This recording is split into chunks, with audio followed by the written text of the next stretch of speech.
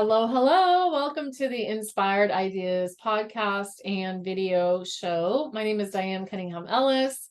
So excited to be here with you, with my friend and a member of my mastermind and a long-term client. Her name is Paula Tobey, and she is live with us. For those of you that are watching on the video, she just debuted her book, which is called Phenomenal Mom.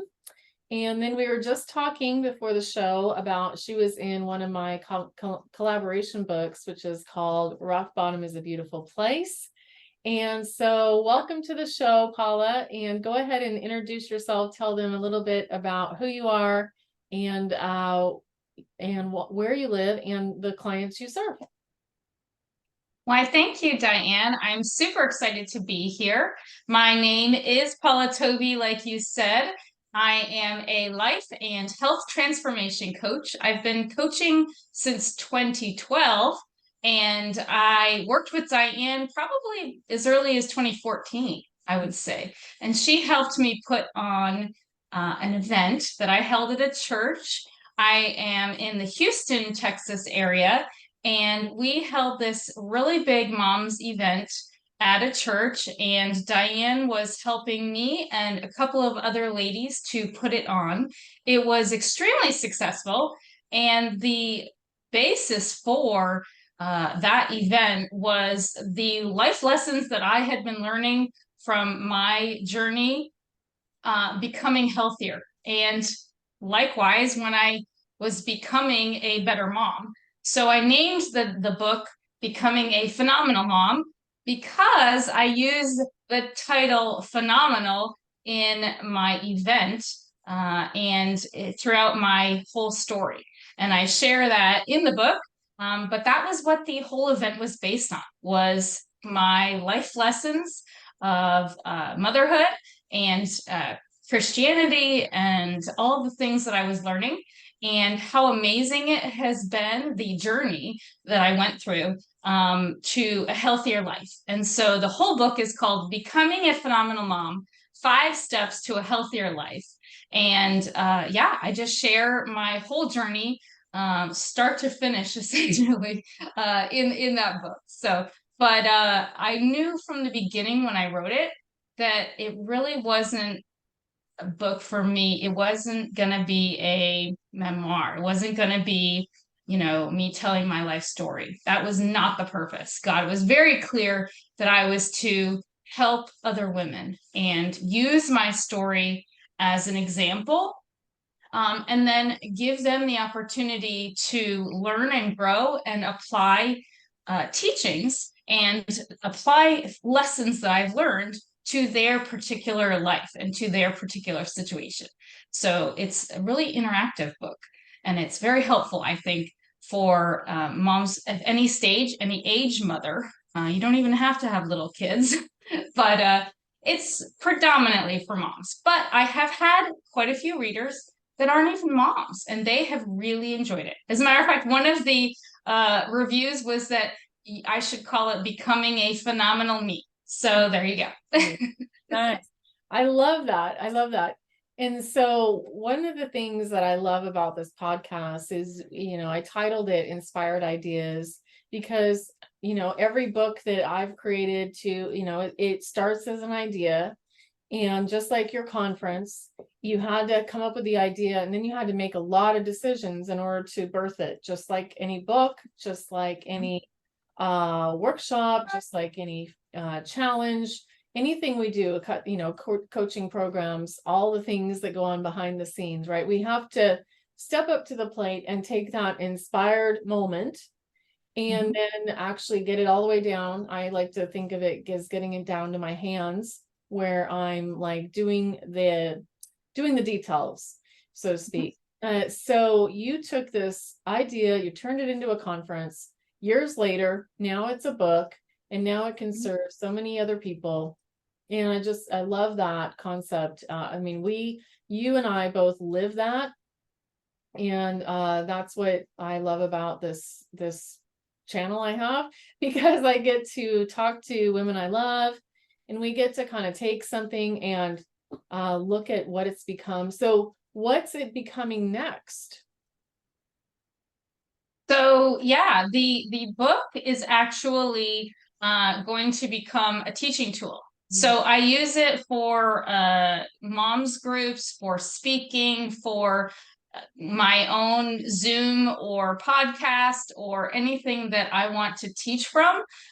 There are five main lessons that I was learning at this particular time in my life of motherhood. My girls were preschoolers, and I was actually struggling a lot. And I definitely would have considered myself to be a quote unquote bad mom. I definitely felt like I was living a life of a bad mom. Although, truth be told, you know, it wasn't all that bad, right? Like everything worked out in the end. But that doesn't minimize the fact that I felt like that. And so coming from where I was to where I am now has been an incredible journey.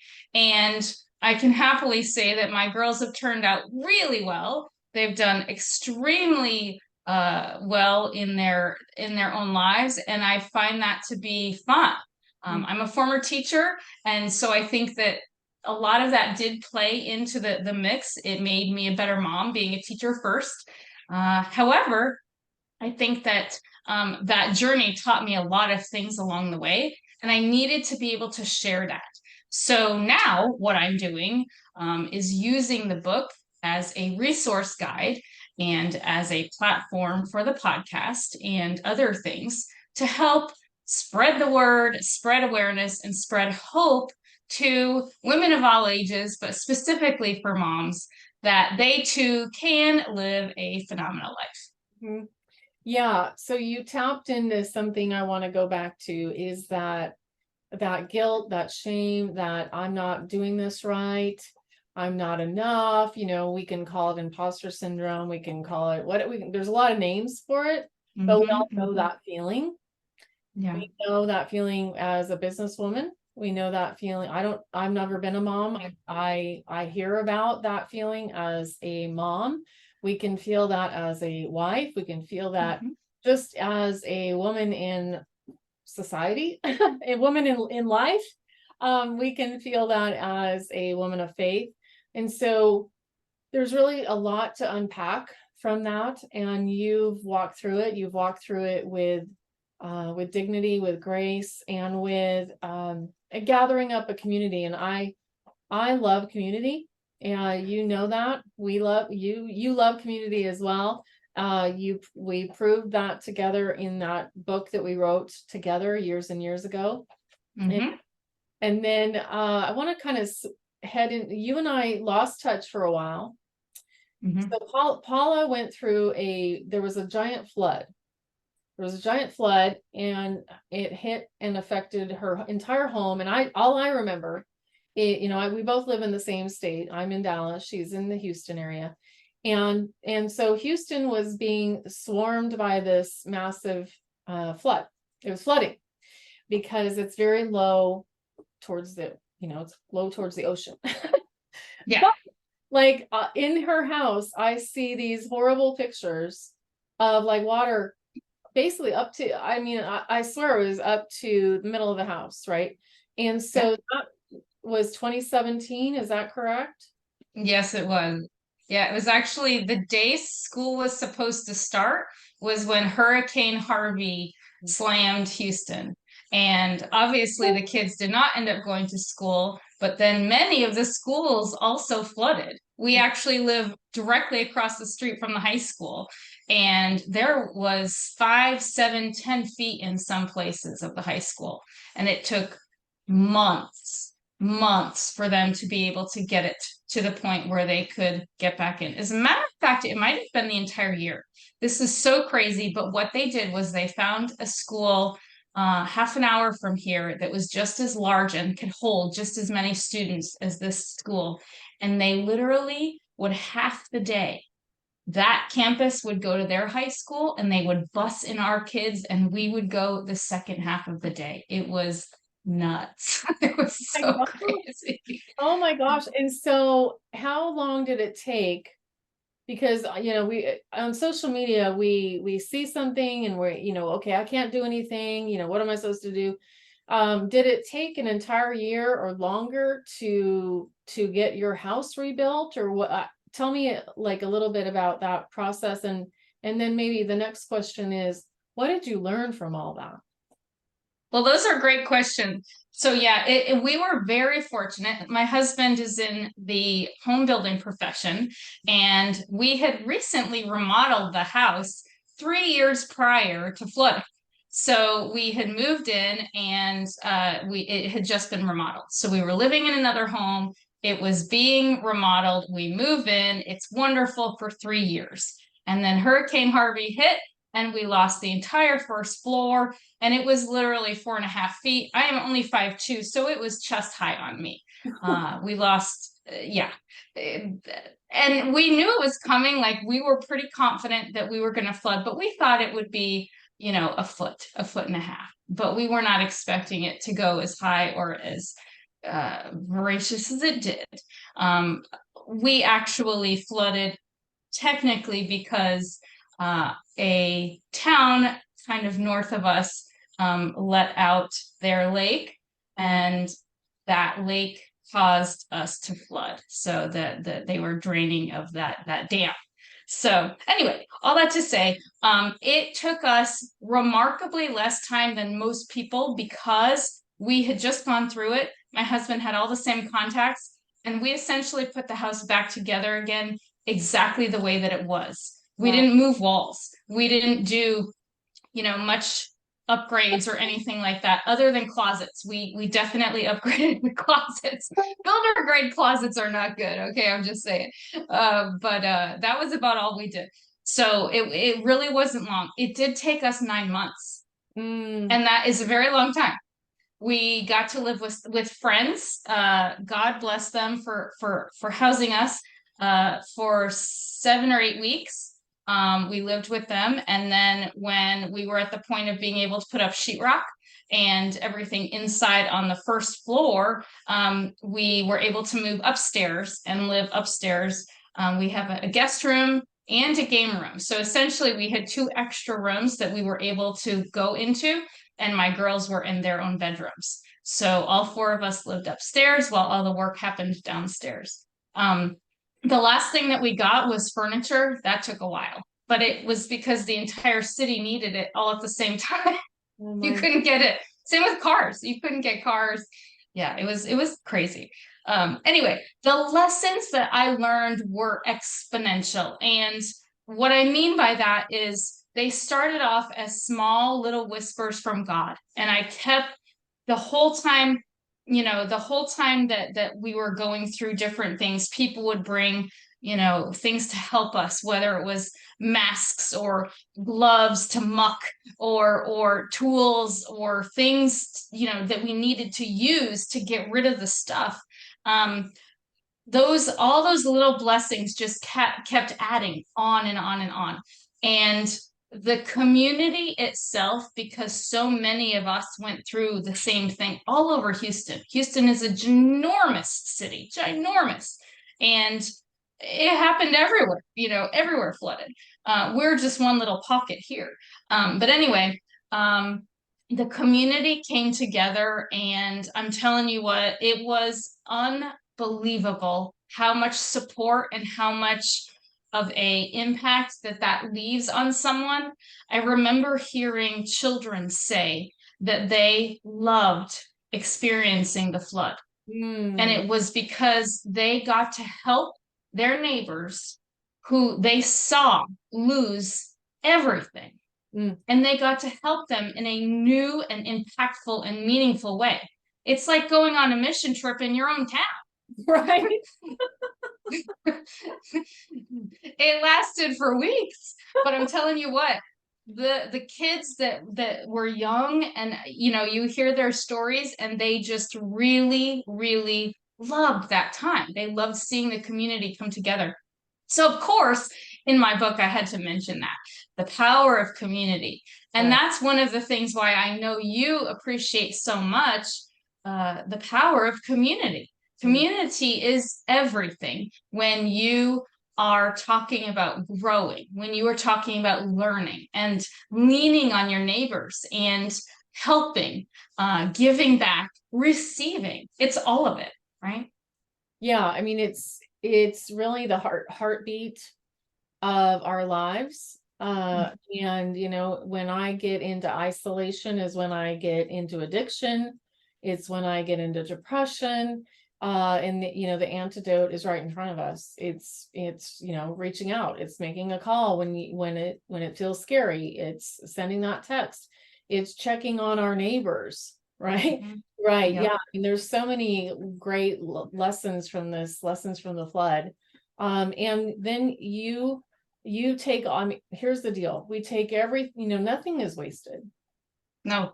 Nothing is wasted. It either becomes a book or it becomes a podcast or it becomes a module in our course, or it's just something that we put into our story bank, because we all have so many stories. And honestly, half the time we forget how good they are. Mhm. You're hearing your own, I'm hearing your stories kind of again. And our job really as inspired entrepreneurs is to share those stories. And as Mhm.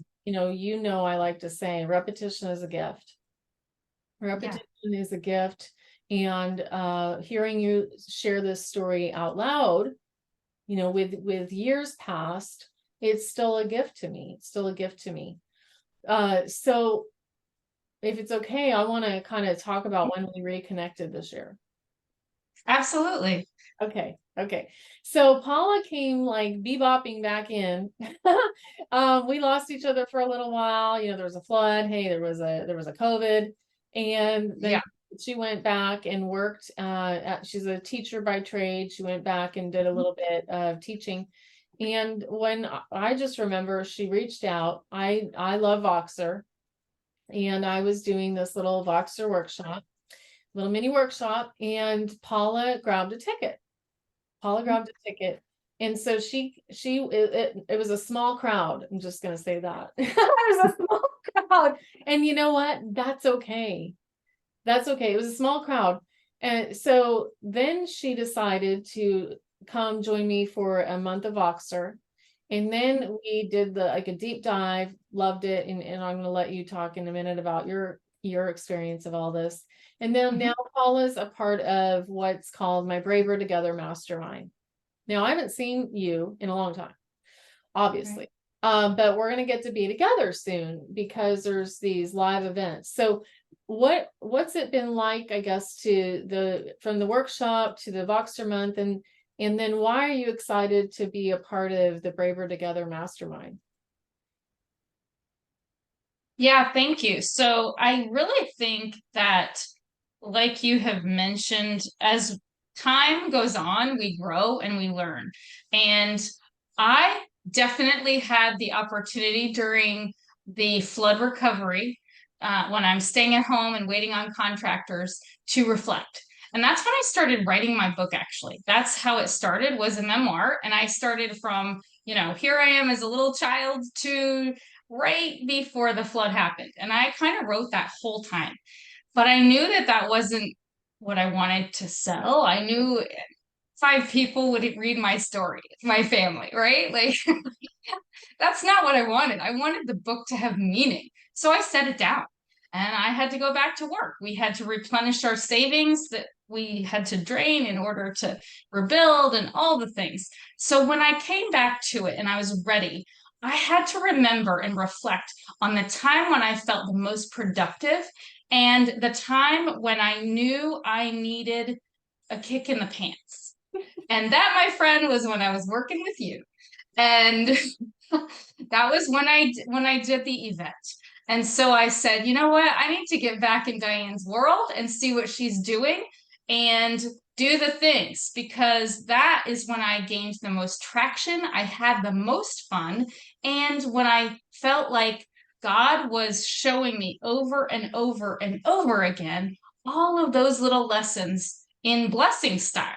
I Mhm. like to call them God downloads because they kind of just show up in the hard drive of your brain. You know what it is when it's there. You know how to use it. You know what it's all about.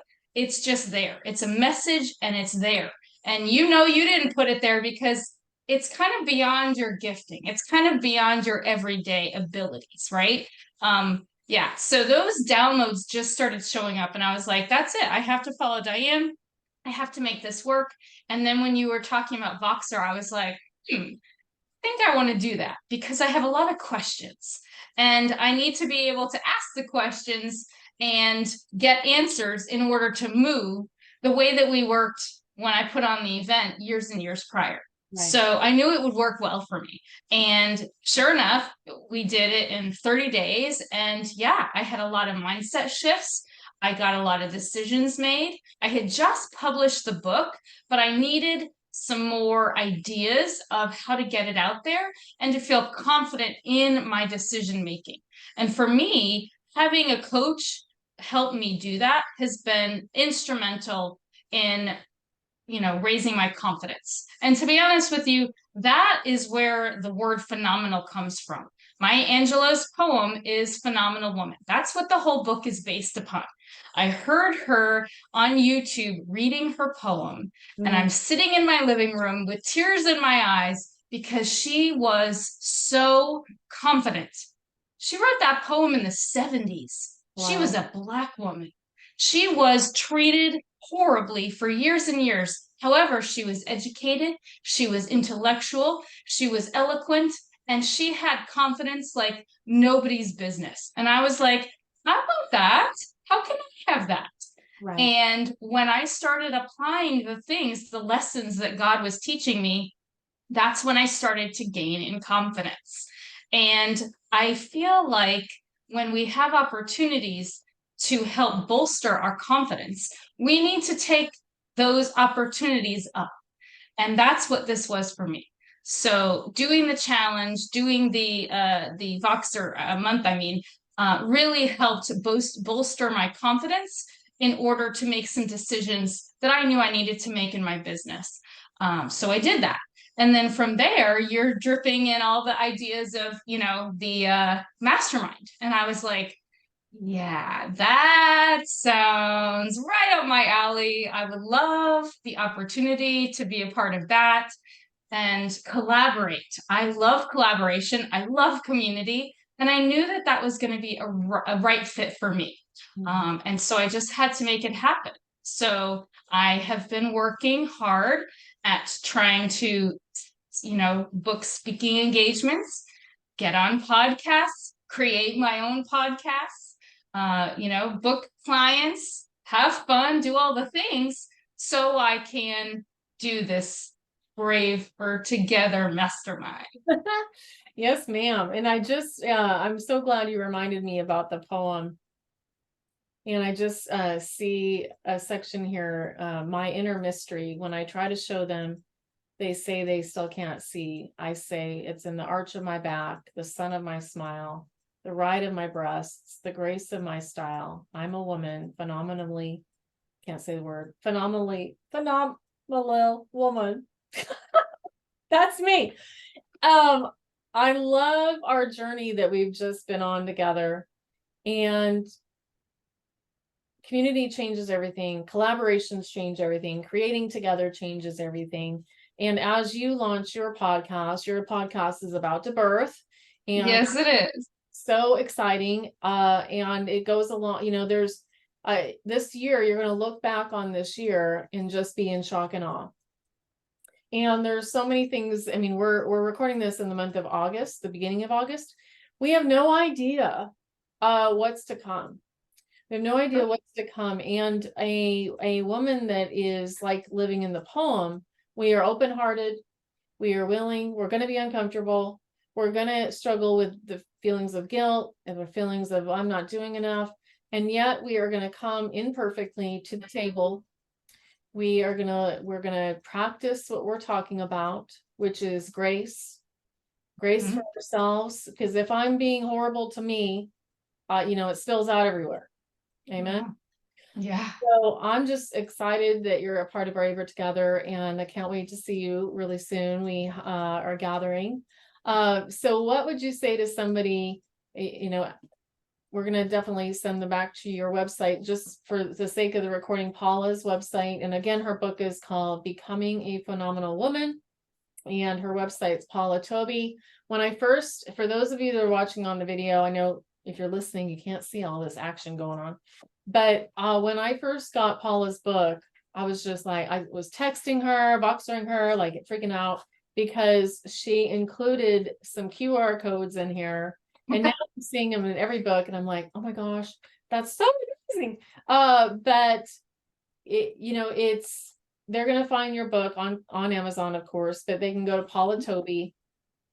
What would you say to a woman that's just sitting on I called it yesterday, the toe dippers. There's the toe dippers, I gotta get into the pool, right? So what would you say to somebody that's a toe dipper for for coaching with you or for coaching with me, and that, like, come on now, what would you say to them sitting where you are? Right. So, yeah, I feel like when you have the opportunity to sit down and reflect, because truthfully, it takes time. Let's be honest, right? We don't often take the time to reflect and to evaluate where we are. We don't take the time to say, this is what I've done, but this is where I want to go. How am I going to get there? Do I need a friend? Do I need do I get a coach? And when you actually take the time to do that, often you realize it's easier to do it with someone.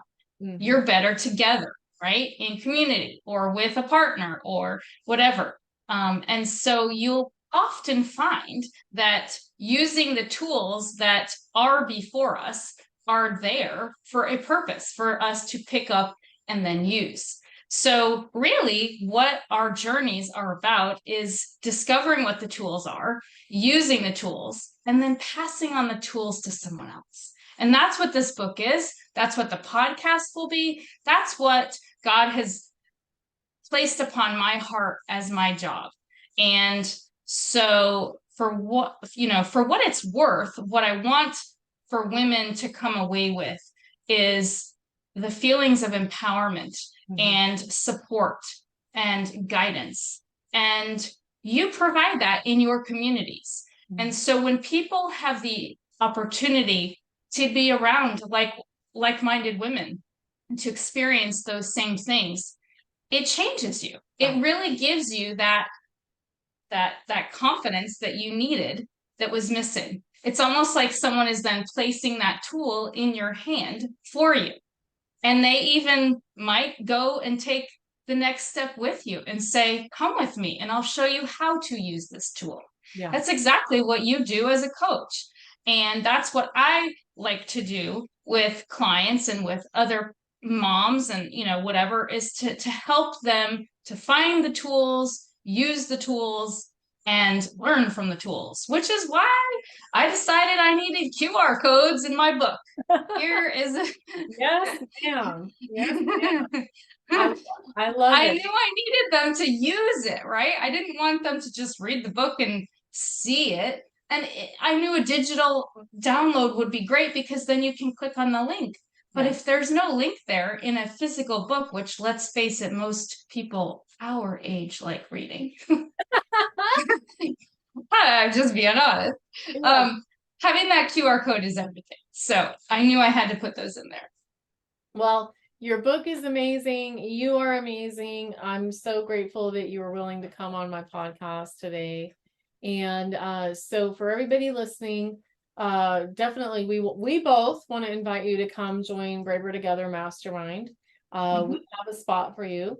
Just go to dianecunningham.com/mastermind. And Paula, you can find her at paulatobey.com, and that's TOBEY. Yay. Thank you so much for being here, my friend. And I can't wait to see you soon in person. And for those listening, thanks for tuning in to the Inspired Ideas podcast and video. We will see you again on the next episode. Thank you, Paula. Thank you. I really hope that you have a great week, and I'm excited for you for your challenge. I hope it goes amazingly well. And likewise, don't you worry, you're still kicking my butt. So Well, that's good. I'm here to inspire and get you fired up, my friend. All right, you I'll see do. you soon. Bye-bye. Take care. Bye bye.